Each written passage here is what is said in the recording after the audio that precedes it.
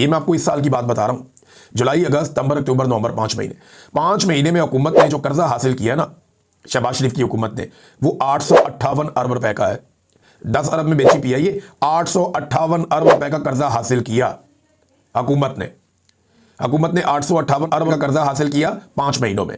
ये फी महीना कितना बनता है? 171.6 अरब। 171.6 अरब हर महीने ये कर्जा हासिल कर रहे हैं, जबकि रोजाना कितना कर्जा हासिल कर रहे हैं? 6.25 अरब रुपया रोजाना कर्जा हासिल कर रहे हैं। यानी हुकूमत एक दिन में जितना कर्जा हासिल करती है वो 6.25 अरब रुपया। ये पैसा कहां खर्च हो रहा है? क्या आपको कहीं नजर आ रहा है 6.25 अरब रुपया रोजाना का खर्च होता हुआ? या आपको कहीं नजर आ रहा है 171-72 अरब रुपया एक महीने में कहीं खर्च होता हुआ? या ये 858 अरब रुपया आपको कहीं खर्च होता हुआ पाकिस्तान में नजर आया हो?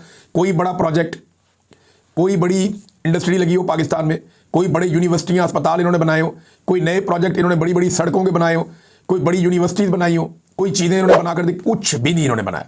जब इन्होंने टके का काम नहीं किया तो ये 858 अरब रुपया इन्होंने 5 महीनों में खर्च कहां कर दिया? नादरीन, ये सोचने वाली बात है। ये पैसा कहां जा रहा है? ये धड़ाधड़ पाकिस्तान का नाम इस्तेमाल करके दुनिया से पैसा हासिल कर रहे हैं। ये पैसा जा कहां रहा है इसका कोई हिसाब किताब नहीं है। किसकी जेब में जा रहा है, किसके अकाउंटों में गिर रहा है, कौन इस पैसे को अपने मफाद के लिए अपने पास जमा कर रहा है, इसके बारे में हम कुछ नहीं जानते। रोजाना 6.25 अरब रुपया ये पाकिस्तानियों के नाम के ऊपर हासिल कर रहे हैं कर्जा।